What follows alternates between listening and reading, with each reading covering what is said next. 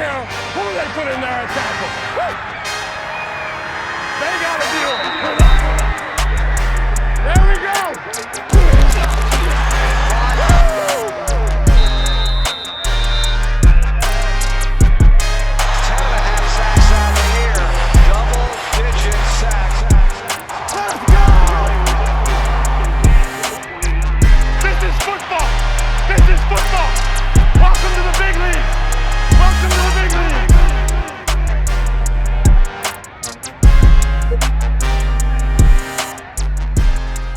What's going on, sports fans? It's your boy Josh Williams back again with another episode of the American Fan 365 podcast. Welcome live to all my friends over on Instagram. I'm messing up already. And also our friends on Zeal Radio. So shout out to Zeal Radio.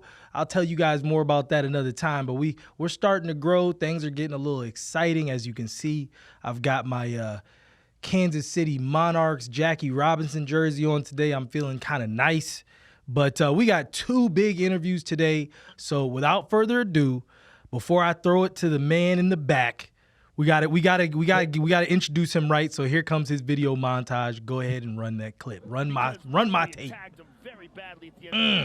Look at that. There's the left hand, straight left hand. And Buckley just moving in. It's always nice when Joe Rogan's talking about you. It's always nice. Oh, Lord. Okay, head kick. Okay, he missed with the knee. Oh, it was a wrap. Trouble. Hammer fist. Throws the mouthpiece.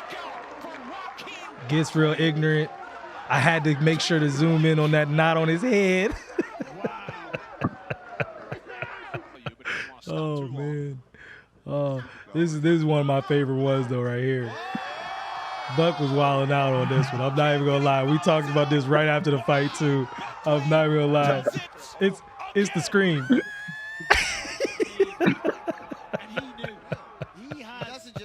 Oh, man. Getting his prime on, taking the prime bath. Oh, my goodness. Yeah, all about the head kick, Buck. All about the head kick. But had to make sure. and of course, we have to. No Joaquin footage is complete without the spinning ninja head kick from hell. Welcome to the show, Joaquin Buckley. He's been on the show before. Now the 11th ranked welterweight in the world. My guy, New Mansa, Joaquin Buckley. How you doing, Buck? Appreciate it, Josh, man. We doing good, dog. You know, like you said before, number 11 in the world, man. Feels good. Feels right. So now we get to work towards that road to go and take the throne this year. So let's get it. You already know. That's it, man. First off, I got to tell you, bro, honestly, you know, we've been boys for a while now, and I just have to tell you how proud I am of you and what you're accomplishing is really exciting. I'm excited simply because people are finally starting to see what I've seen all along, and that's the whole repertoire, and you're showing more and more of that. You can see from those clips, it's not just the punches. You've got kicks. You've got, different ways of getting someone out of there. 11. I was out, man. When you replaced him at 11, I was like, dang, he just gonna jump past people. Okay, I like that. So how did you feel on Monday when you saw that it was 11? Well, in my personal opinion, that's why I got the saying, take the throne. You take whatever anybody has when you win. So Vicente Luque, he was ranked number 11. So right. I felt it was only right that I become number 11 because I beat that man. So you take what somebody has, in this game. So whether that's a ranking, whether that is another check, right? You know what I mean? Because also you lose, right? You only get one check. So y'all fighting for that winning bonus. Also, you got to go out there and become a champion. You got to take somebody's belt. So this is to take business. So, I feel like I got the right spot when it comes to number 11. That's right. Now, what do you feel it's going to take for people to finally start to put some respect on your name? Because, I can tell you right now, it was so funny because one of my other friends of the show, he's a betting influencer. And so he was putting out his parlays for your card, and I was like, oh, okay, all right, hold on right here now, dog. You got Luke. I was with you till you had Luke, right? And then people jumped up on on my comment, was like, oh yeah, Buckley's trash. Buckley ain't gonna do it. And I was like, so I was like, we'll see. And so when you knocked him out, right, I went right back on that joint, and I was like, how you like me now? So what do you think? On that, when I don't think people really still gonna give me my credit, right? You look at Usman, you look at Tyrone Woodley, you look at a lot of guys that just never got their credit or got their due when they became champion, or they continue to beat guys and keep their belt. So I'm really not even worried about that. At first, I had gave a little comment out after my win, after everybody was saying that my fight was rigged and all some other stuff. Wow, that's what they were saying? Yeah, that's what they were saying. That's what they put in. And I felt some type of way, right? And I got upset about it. So I had to cry Instagram Live real quick. But I just realized, bro, they going to constantly deny me, and they going to constantly, have something to say negative about my ability. But it's only going to, like I said, my work is only going to prove itself. Yeah. Every time I win, every time I go out there and knock these boys out, right? I'm just going to always prove them wrong. So that's the biggest thing. Now, it's interesting because this only happens to my friends. And a lot of my friends, I'm not going to say anything, but a lot of my friends in UFC are black. And and do you feel it's the brotherhood. Do you feel like there's any element of race in there? Because I feel like a lot of y'all, I don't see that with some of the other fighters. It's not the same level of hate or, oh, well, he can't do this, or if the fight goes here, he's in trouble. He's a one-trick pony, can only knock people out. Like, do you feel some of it might be racially divisive as well, or is that just me? Nah, I don't see it like that. We ain't even gonna be like that, right? Okay, there it is. Some of these guys, they just don't know, and they don't know any better. And when they see our style of fighting, they don't think it's the most appropriate or well technical. It's just explosive. It's just athletic, right? We just catching guys. But I tell people all the time, you pay attention to people that look like you, right? And I feel like we don't have enough people that look like us a part of this sport. Yeah. And I feel like, for me, it's the UFC that has to reach out to a different market in order to have us become superstars in our own right. Because at the end of the day, I can only make it so far, with people, like I said, not knowing my background, not knowing my culture, and not understanding just how or where I come from and how I fight. Yeah. So with that being said, it's racial, but it ain't though. It's not in a negative way, right? Sure. So yeah. I love it. That's my boy is getting better at the PR. I love it. That's a good answer right there, boy. Number 11 now. That was a great answer. I'm not gonna lie to you, Buck. Look, I ain't even trying to skip on shit, right? But I didn't expect like that Ariel Helwani situation to explode like the way it did. Yeah. Because I was just upset. I was just mad at the motherfucker, like, because the last time he spoke to me was when I was with Dale Brown, Commander Brown, and I had him brought him in my corner. And he asked me, he was like, "You ain't upset because it's been a minute since I spoke to you. You sure you're not mad?" So I thought I just gave him what he wanted. Shit, damn. I love you. All right. Now, so Vicente Luque, that was your first ranked opponent that you took down. Can you talk about that journey? Because you've called out everybody. And this was the people that were ranked, that weren't ranked. And a lot of times guys don't want to fight. Can you talk about that journey of actually just making a fight happen? Because I know you were really, really respectful to Vicente afterwards, saying, hey, look, he was the first dude that actually gave me a shot. So I'm going to always give him love. Can you just talk about just how it is to actually make a fight happen? Well, it's difficult, right? Because you have to get people behind it. You got to make the UFC see or understand why this makes sense for this fight to happen. But at the end of the day, fighters just got to be fighters. And I feel like these guys that's in the rankings, right? I understand if you're winning that you want to continue to climb up the ladder, right?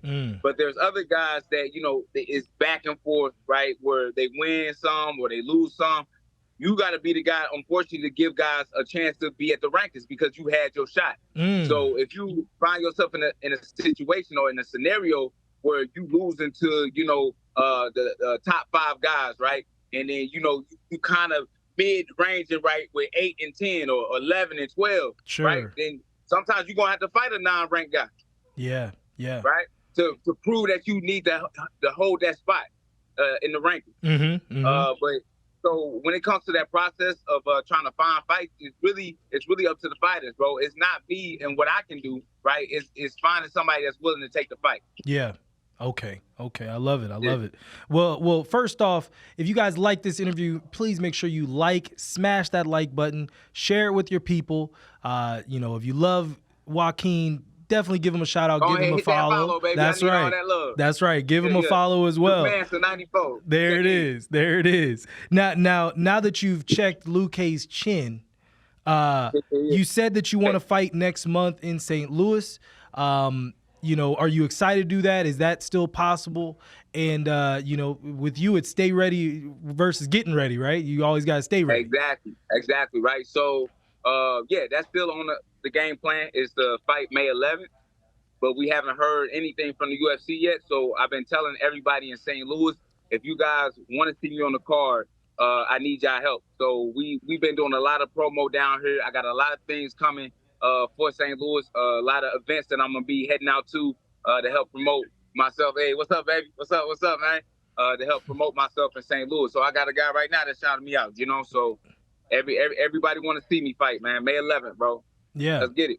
Now, is there anyone possibly out there that you would want to fight? Like, who would you want to fight? Who do you think is prepared to fight? Is there anybody that's on the card that might be sliding off, cancellations, all that kind of stuff? To me, when I look at the rankings, right, even though they got me at number 11, they got me tied. They got me tied with Neil Magny for the number 11 spot. So that would make the most sense, right, okay, for moving up, I guess, or staying stationary. But Neil Magny would be a good fight, but I don't think Neil Magny gonna want to take that fight in 3 weeks, 4 weeks notice. So I might have to thug this one out, right? And I might have to just wait on the opportunity from the UFC to whoever they give me if they want to see me fight on the card. Okay. But if I could have it my way, a Neil Magny would be a beautiful situation. Okay. All right. Neil Magny. That's a good one. That's a good one. Yeah. And Gilbert Burns. Hold on. Yeah. So let me say this too, right? Because Gilbert Burns definitely gonna catch that work, but he ain't been cleared yet after he got knocked out by JDM. Yeah. So he wouldn't even be commissioned to fight May 11th. Yeah. So it'd be a waste of time. Yeah. And yours, you came out of your fight clear, right? You didn't have any injuries or anything like that? I'm good. We're good to fight now. That's what I thought. That's what I thought I remembered. Okay. Well, what's next in your evolution, do you feel, Buck? Like, what do you still want people to see from you? What are some of the things that you still want to work on? Because I can tell you right now, your footwork from when we first met to now is continuing to evolve, continuing to get better. Your striking is getting better. Overall, just your whole skill set. But, like, what's something that you still wish to, like, that you're like, I need this to be better to be where I eventually want to be? To be honest with you, if I can be 100% with you, we always looking to progress no matter what we good at, yep, or no matter where we lacking in skills. So we always looking to evolve and progress in everything that we do. But I feel like the major thing that I need to focus on is what we're doing now, right? Interviews and being able to be in the public and being able to interact with the fans and being on social media. I feel like there's a lot of things I've been able to do a great job with, but I feel like I can take it up to the next step and really put myself in a position of where I can be a household name and a star for the UFC. I love it. I love it. And not just because you're my friend, man, but you deserve to be, truthfully. You know what I mean? Like, the UFC has propped up people that, we may or may not even can understand them. We don't, like, I always use Habib because Habib was so dope that he forced us to know how to pronounce his name. You know what I'm saying? Like, when I first saw his name, I was like, no, I ain't even gonna give that a shot. Like, you know what I'm saying? So, we need more American stars. We need, like you said, we need more brown stars, more black stars.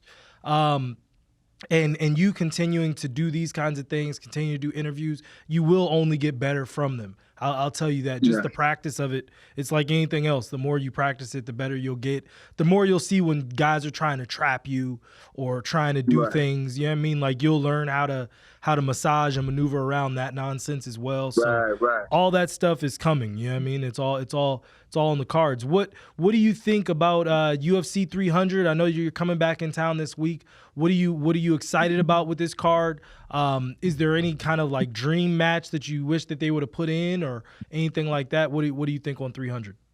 Well, for me, I don't take too much thought on fantasy fights anymore because I'm still a fan of the sport, but I'm thinking about me, right? And I'm always trying to put myself in a position where, you know, what can I give the fans as something exciting, right? So I haven't put much thought into it.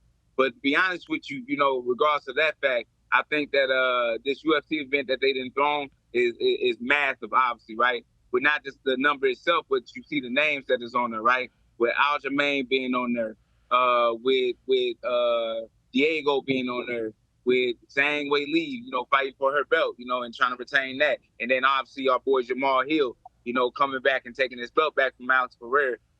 They've done a great job of putting this card together. I mean, you talk about looking at the prelims, right? And guys that could have been on the main event, like could have held the main event for themselves, right, on a fight night, being on this card. So it's completely stacked, man, with the highest names and the highest caliber fighters. So I think the fans is definitely going to be, you know, have a great time for this event. I love it. What do you think in terms of Jamal's fight? What do you think he's going to need to do to get Pereira out of there? How do you see that fight going? Be honest with you, I would like Jamal to get busy early. For me, right? For me, don't wait on Alex Pereira's slow self, him doing all that plotty shit. You know, we know what I want Jamal to get that nigga the business immediately, bro. Put them hands on him. Jamal's boxing is superior to Alex Pereira's kickboxing, right? Yeah. And I feel like with Alex Pereira, you know, he doesn't have good movement, good footwork, and he stays stationary and stands right in front of somebody, right? But he does have that equalizer, right, when it comes to that power. Yeah. But don't get it twisted. Jamal can touch you up too. That's right. I feel like it's really going to be more of Jamal's volume that's going to hurt Alex Pereira than just that one-shot kill. Yes. So I want Jamal to get busy early in this fight. There it is. All right, I love it.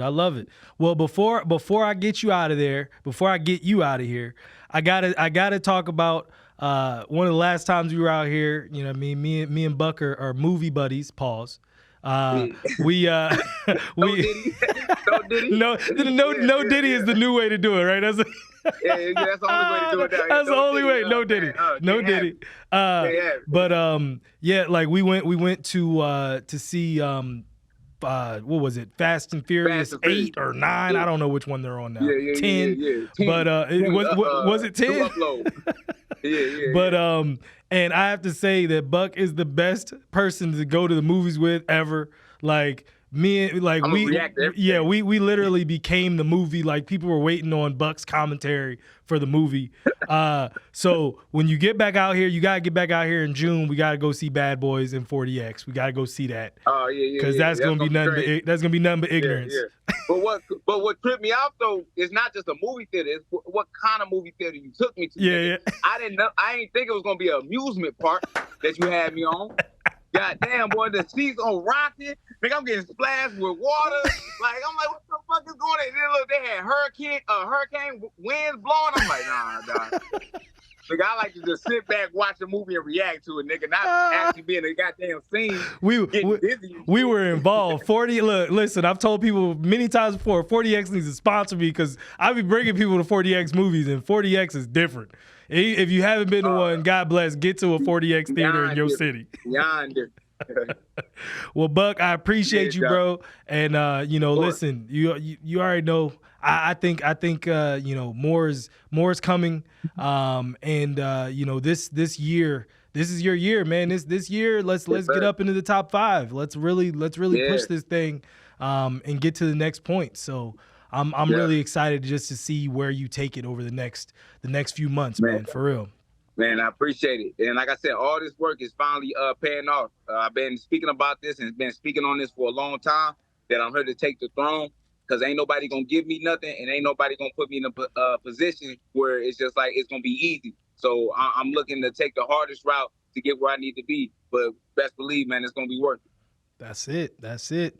Joaquin Buckley, Buck, thank you so much for the time, bro. I appreciate you as always. I'll hopefully see you this week sometime, and we'll get up then. All right. Let's go. Come on, Jamal, get that knockout, baby. Yeah. There it is. Joaquin Buckley live in the building. Well, not in the building, or via Zoom link. Yeah, man. Look, UFC 300. Really, really excited about that one this week. Jamal, sadly, I am working, so I won't be around nearly as much as I usually would. I won't be going to the weigh-in and all that good stuff. But yeah, man, it's gonna be an exciting time. Buck, you can roll out, brother. Yeah. You good. All right, there it is. There. Buck was still just chilling in the soundproof booth. So, yeah, I mean, look, UFC 300. Let's quickly go through the card before we get Mr. Fox Taylor on here. Give me 1 sec. I'll fill this dead air with my melodic voice. Let's see here. So as Buck was saying, this is probably one of the deepest cards, in recent history. 2 championship fights, with also the BMF belt being in there as well, with Justin Gaethje versus Max Blessed Holloway. But also you got, former champ Charles Oliveira taking on Armin. I'm not even gonna try. That's a little bit too many syllables for your boy. But then you got Bo Nickel versus Cody Brundage. That's gonna be another good one. On the prelim. So let's actually get down to the prelim. Former champ Yuri Prochazka versus Alexander Rakic. Calvin Kattar versus Aljamain Sterling, as Buck was alluding to. Aljamain also on a prelim. That's crazy. Also, you got former champ Holly Holm on the prelim versus Kayla Harrison. So that's going to be a really, really interesting fight from a ladies' perspective, because Kayla Harrison coming over, I believe she was in PFL, world champion, all those big accolades. This is her first fight in the UFC, so excited to see how that plays off. Sodiq Yusuff versus Diego Lopez. That's going to be another really good fight. I'm excited to see both of them fight. Both of them are very exciting fighters. But then when you go to the early prelim, Jesus Christ, Jalen Turner versus Renato Moicano. Jalen Turner, really, really exciting fighter, but then also Renato, up and coming still. Former champ Jessica Andrade on a early prelim is just stupidity. She's taking off versus Marina Rodriguez. Jim Miller versus the timeless Bobby Green. And then the whole fight, and George is in the back. I know George isn't sitting right here, but George is in the back. The entire fight the fight card is starting with former champ, multi-time champ, Davison Figueiredo versus Cody Garbrandt. Like, this is crazy. Just the level of star power throughout. Like, if you were an up-and-comer, you're not on this card for the most part. Like, Bo Nickel would probably be like the only up-and-comer I'd say that's on the card. And he's actually on the main card. Like, that's actually a little surprising considering who's on the other prelims. Bo Nickel's only 5-0. Well, that's actually a little bit of a surprise compared to everything else that's on the card. But crazy fight card this week. So tune in to the 300th UFC fight card, the 300 numbered card that they've had. And, give a shout out to my boy Jamal Sweet Dreams Hill. I won't be live in the building this time to see the belt get captured. These tickets was going for like 8 G's. Jamal couldn't make it happen. I understood. So it is what it is. But it sounds like I'll be a part of a fight party with some other celebrities. So we might still get some good footage and content over the course of the night too. So I'm going to take the day off from work.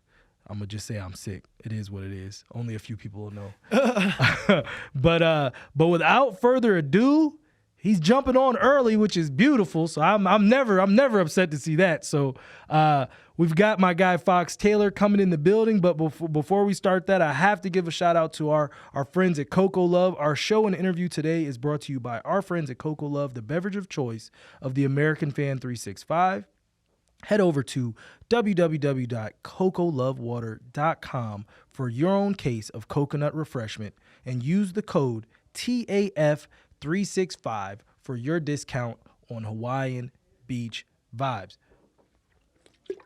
Take a swig, and without further ado, you know him, we love him. We got to bring back our man Fox Taylor. Fox is here talking about Masters, talking about the national championship games. But Fox, how you doing today?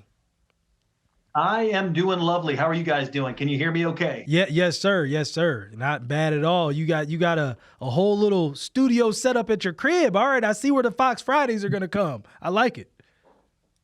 Yeah, man. You know how I got to do it. You can't be the king of odds and not have your home office set up, right? There it is. There it is. Everything good down in Florida, man. Everything going all right out there.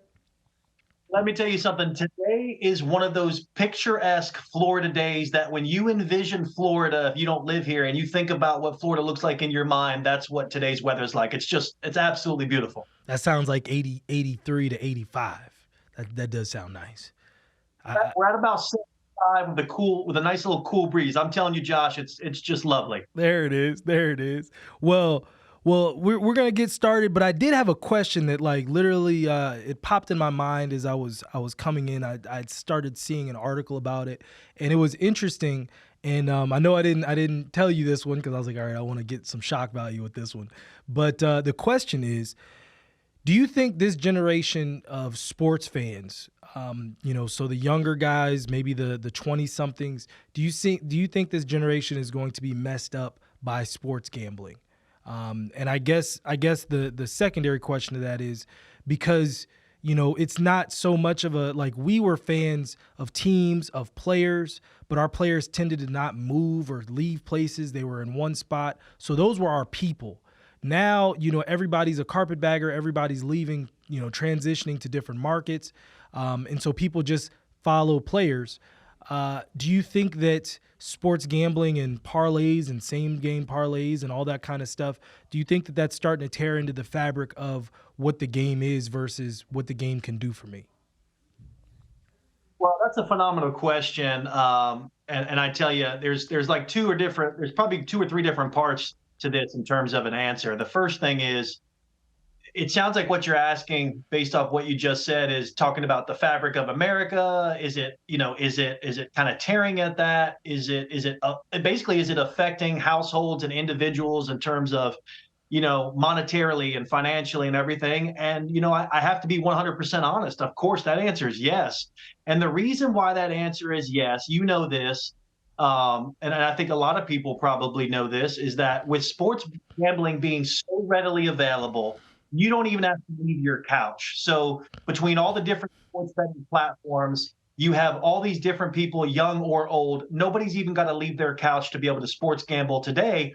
Whereas in the past, you either had to go to Las Vegas or one of the other very, very few places in the world that sports betting was legal, unless you had a bookie. And, a lot of people don't have a bookie. They don't even know where to find one. So that was probably only 1 out of every 10 sports bettors anyways.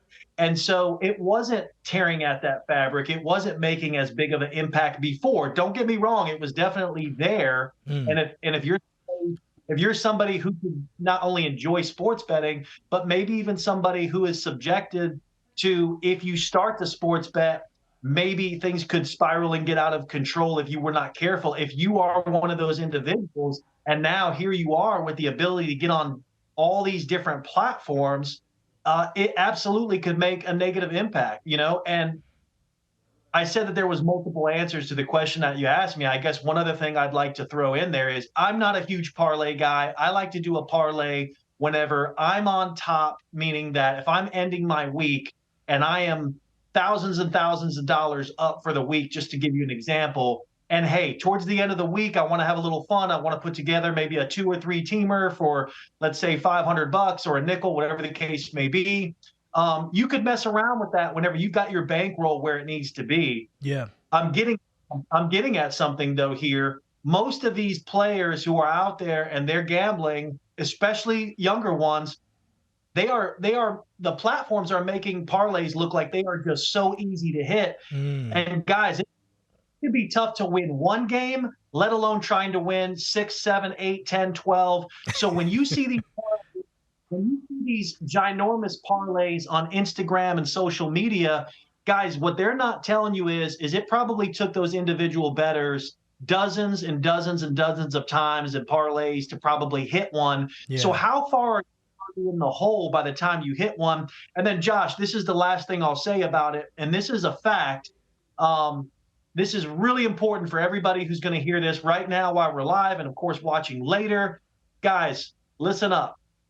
80% of the revenue that sports books collect is from parlays on a monthly basis. Let me say that again. About 80% of the revenue the sports books make, their net profit at the end of the day, is because of the millions and millions of parlays that are coming in every single day that don't hit. So if you think parlays are a great thing, I hear you, I feel you, and I know it's great to risk a little and win a lot. But guys, the ability for that to happen for most of these bettors and amateur bettors out there, it's not going to happen. And I will clip that with millions and millions from Rock. That was beautiful. That was beautiful, Fox. the millions and millions of bettors that are doing this. 80%. That is ginormous. That is crazy. But yeah, no, I appreciate that, Fox. I thought about that and I was like, oh, this is a perfect question for Fox. I really love his take on that. So I appreciate that. But let's go ahead and get into it. Caitlin Clark's historic run finally came to an end yesterday, losing 87-75. Iowa did to South Carolina. My question is, do you think it's kind of weird, or do you feel that some of the hate that she gets online is unwarranted?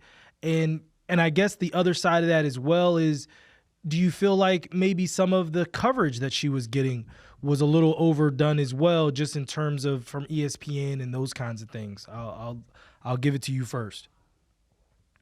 Well, when it comes to Caitlin Clark, all the media attention that she got and all the coverage was absolutely warranted.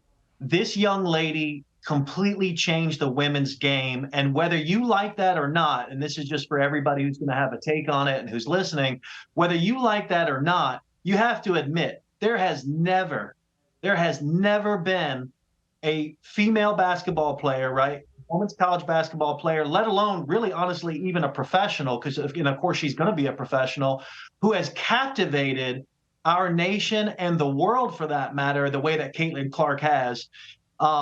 I have watched her last three games or so very closely, and we've just never seen anything like it. We really haven't. I mean, when people say that she is Steph Curry-like, I have to 100% completely agree with that. And we have never seen in the women's game a shooter of Caitlin Clark's ability and magnitude, pulling up from the logo, pulling up 3 or 4 feet well back from the three-point line itself.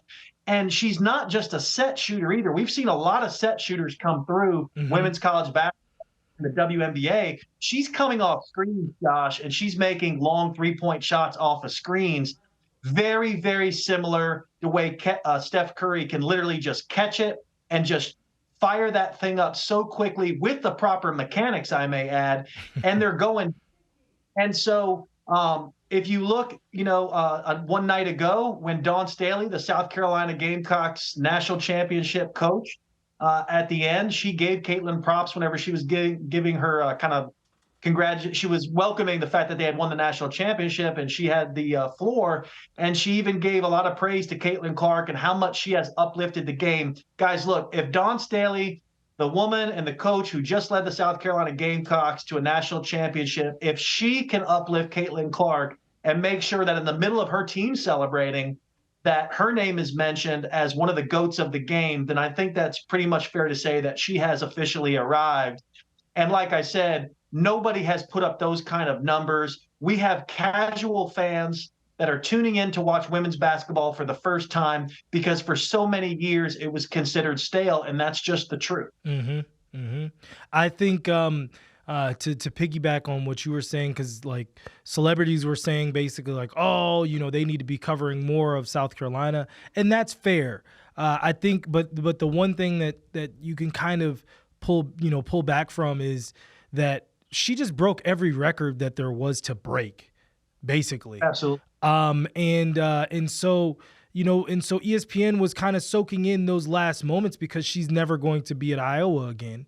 So you kind of have to, it's no different than, whether that's Kobe's last game or Jordan's last game or anybody that's one of those great players, Diana Taurasi or Sue Bird or one of those, when it's their last moment, even if it's win or lose, they're going to get that shine simply because that's the position that they've put themselves in. So no, I agree with you there as well. And as much as it hurt me that she broke Pistol Pete's record, because that one hurt. I'm not gonna lie to you, that one hurt. Because Pistol Pete was averaging 40 plus, with no 3-point line, and only played 3 years because remember, back in college those days you didn't play your freshman year. So that one hurt. But after she broke it, I was like, well, go ahead and push it then, girl. I ain't mad at you no more. It is what it is.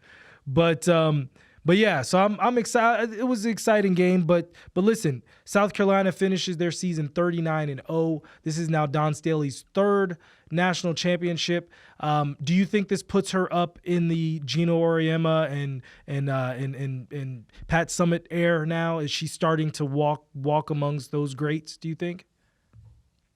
Yeah, I think so. You could correct me if I'm wrong, Josh, but I think Pat Summitt won. Oh, I think I say only, how dare I, but I think Pat Summitt won two or three national championships at Tennessee. And, now Dawn Staley has won 3 at South Carolina, plus the undefeated season.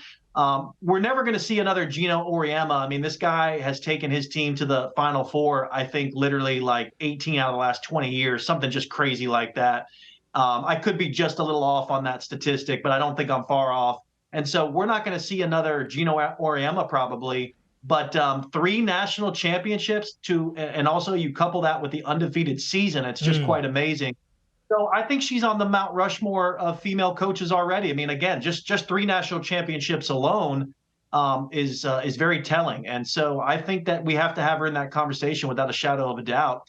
And also, if I may, just going back to Caitlin Clark for a second, listen, if the average 12 or 13-year-old young lady or even young man can tell you Caitlin Clark's name at the household level, yeah, but they can't name you one player who plays for, North Carolina State women's team or the UCLA women's team, right? But they know Caitlin Clark.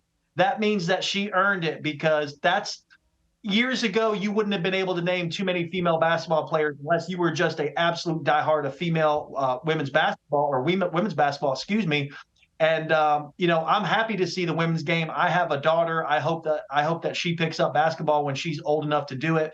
And so I think it's very inspiring. Love it. Love it. Pat Summitt had 8, by the way. I wasn't sure either. I had to Google it. She, 87, 89, 91, 96, 97, 98. She won 3 in a row. Jesus Christ. 2007 and 2008. That was her. Yeah. Yeah. And I know Gino's up there too. Gino's probably got like 12, somewhere in like that. Because remember, they were like basically those are the only 2 teams for a long stretch. So yeah. But Josh, when you and I were growing up, the face of women's college basketball was really Gino Auriemma himself, because UConn was so great, and Pat Summitt. That was You're it. Right. They were running parallel, and that was the rivalry in the women's game. And I don't know how many of us could have named players outside of probably like Candace Parker, Brittany Griner during her years at Baylor, and I mean, of course, Cheryl Miller from years and years ago. That's right. Our fans of today, who are probably 40 and less, are not even going to probably remember her, unless they're just diehard fans. So, I mean, that really should give the fans at home an idea of how great Caitlin Clark is and how great she's going to be. Yes, sir. Well, I know we still have to get into a little bit of the national championship game tonight, so I'll just do quick rundown on that. We got UConn taking on Purdue, 2 1 seeds. Fox, how excited are you for this game? And then give me your pick for the game, and maybe give me who you think the high scorer is, and then we'll move on to the Masters. Yeah, so definitely excited about tonight's game.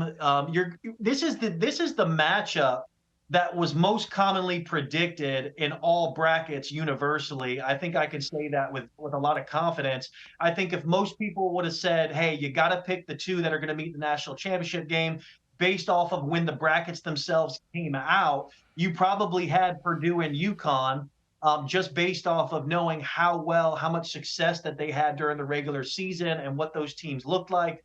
The fact that a lot of players came back from last year's UConn team and the strength that they have, and of course their coach. And then when you think of Purdue, of course you think of Zach Edey and them just being a really well-coached and fundamentally sound team. When it comes to my pick, there's no way on earth I would go against UConn. UConn is a force to be dealt with. The question tonight is whether or not they're going to cover the 6.5 all the way up to 7.5 spread, depending on where you look at it. I just looked at this spread before coming on with you now, Josh, and earlier this morning it had shot up to 7.5. Now it's back down to 6.5. I'm going to tell the audience right now, UConn is going to win this game. I think they're going to cover this spread.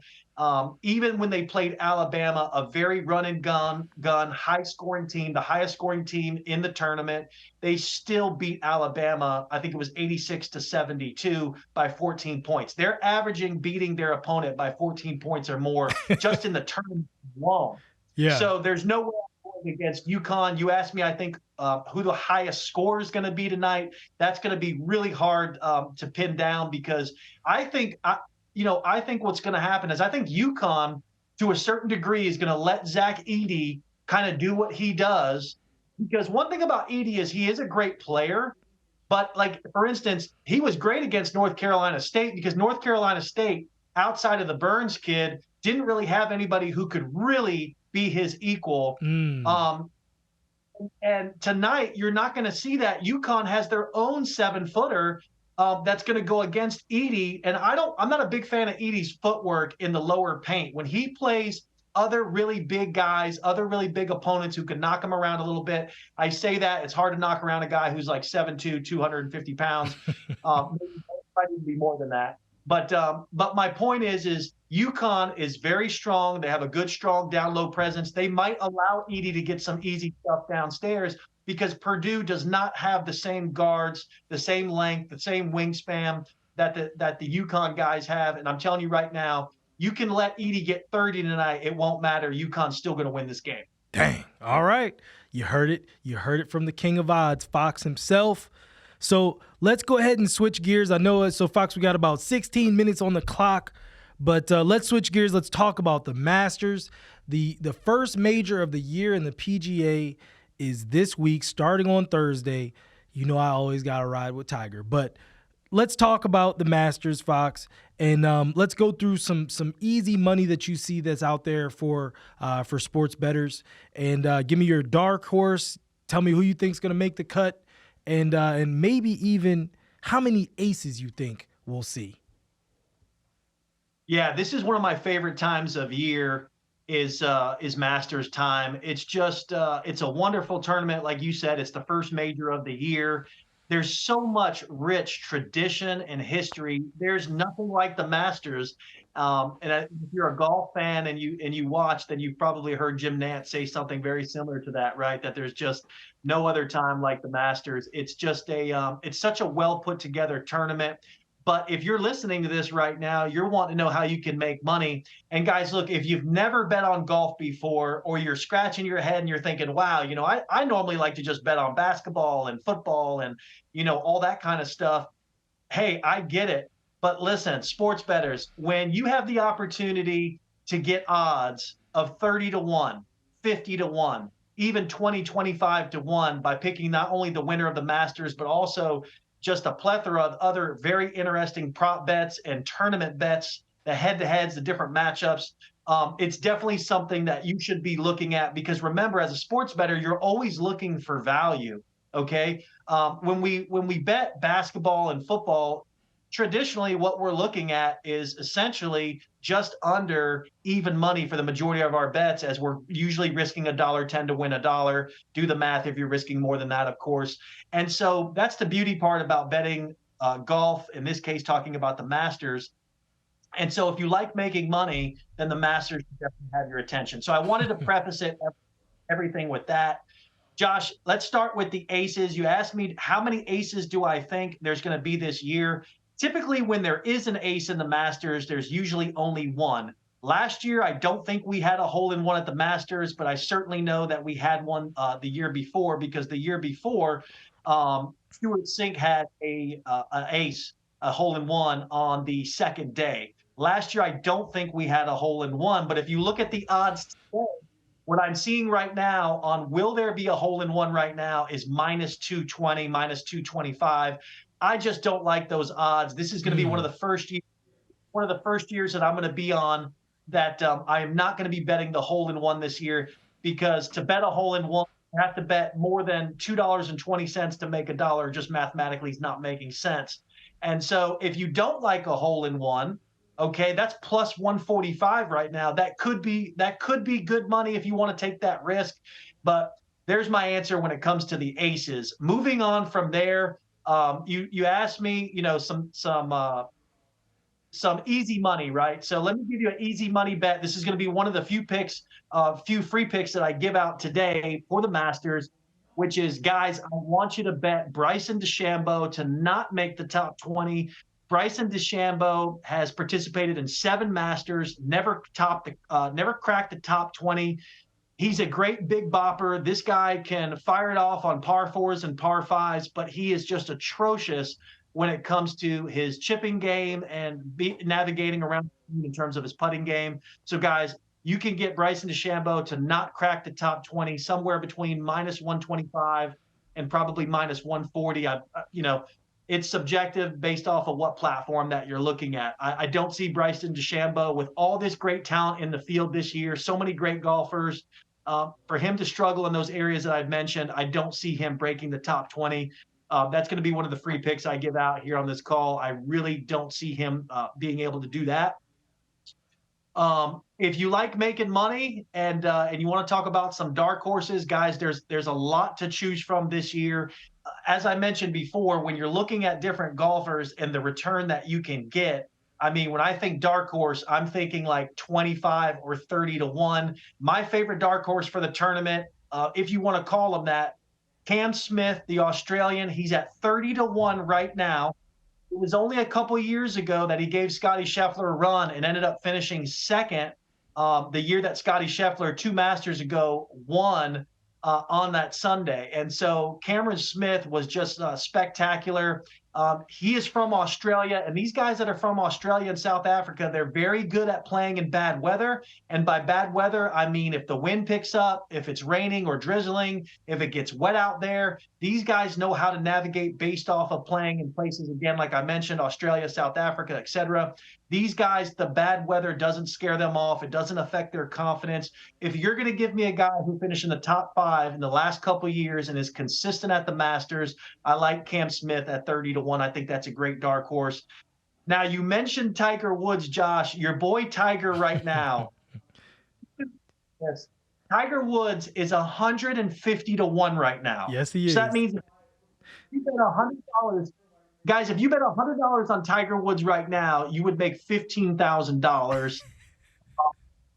I'll tell you this. If you're going to bet the Masters and you're going to throw out some money and spread your bankroll around on some of these bets that we're talking about and some of the bets that I'll have in my package for anybody who decides to purchase a Masters package from me, listen, it's safe to put a little money on Tiger. I don't care if you put $25, because if you're going to give me a guy who's won the Masters 5 times, and Josh, by the way, I don't know if you know this or not, Tiger Woods has been at the Masters like the last 10 days practicing conditions.